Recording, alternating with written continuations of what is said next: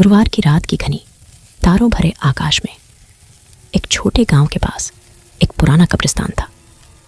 उस कब्रिस्तान की चारों ओर वृक्षों की झलक थी जो अंधेरे में और भी ज्यादा भयानक लग रहे थे।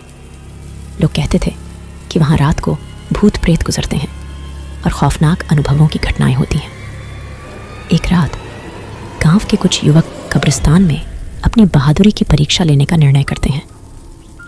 उनमें से एक लड़का रवि अपने दोस्तों को ले जाता है अन्य लड़कों के साथ। कब्रिस्तान में पहुंचते ही वे अंधेरे और खामोशी से घिरे माहौल से डर जाते हैं, लेकिन रवि नहीं डरता और अपने दोस्तों को बोलता है कि वह उन्हें कुछ नया दिखाएगा। वे कब्रिस्तान में आगे बढ़ते हैं और रवि एक पुराने मकबरे को देखता है जो अगले कैंपर्स के बीच में सबसे पुराना और सबसे खास लगता है। वहां एक विशेषता है, एक पुरानी किताब है जो अजीब चित्रों से भरी हुई है। रवि किताब को खोलता है और उसमें कुछ संदेशों की पुस्तक का पता लगाता है जो इस कब्रिस्तान की उसकी खोज के साथ जुड़ी है। संदेशों में अंधविश्वासों के साथ साथ वास्तविकता की कहानियां भी थीं जो किताब को और भी रहस्यमय बनाती थी। जैसे ही रवि एक पेज पर ध्यान देता है, वह एक अजीब चित्र देखता है, एक भूत जो दिखाई देता है कि वह बाहर निकलने की कोशिश कर रहा है। इस बात से रवि डर जाता है और किताब को बंद कर देता है, लेकिन उसके दिल में एक विचार उठता है कि क्या यह सच है या केवल कल्पना। इस किताब के बारे में जानकर उन्हें खौफ की अनदेखी का सामना करना पड़ता है।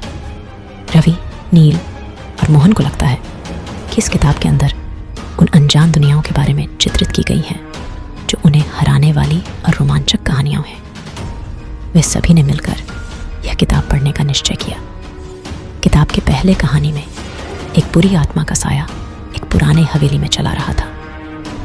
उस आत्मा का साया सभी लोगों को डरावने सपने दिखाने लगा। वे उसे बुराई के संकेत मानने लगे, लेकिन अंत में एक युवक ने उस आत्मा के रहस्य को सुलझाया और उसे शांति मिली। यह कहानी सुनकर रवि, नील और मोहन को भी डर लगने लगा, लेकिन वे अगली कहानी में भी दिखने को तैयार थे। वे अगली कहानी के लिए किताब के पन्ने पलटते हैं, लेकिन वहां कुछ अजीब से था।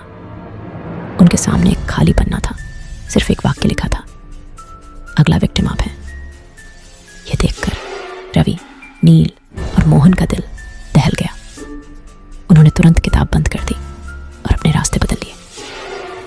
उन्होंने तब समझा कि भूतियों की किताब को पढ़कर सावधानी बरतना जरूरी है, क्योंकि किताब का असर उनके जीवन पर भी हो सकता है।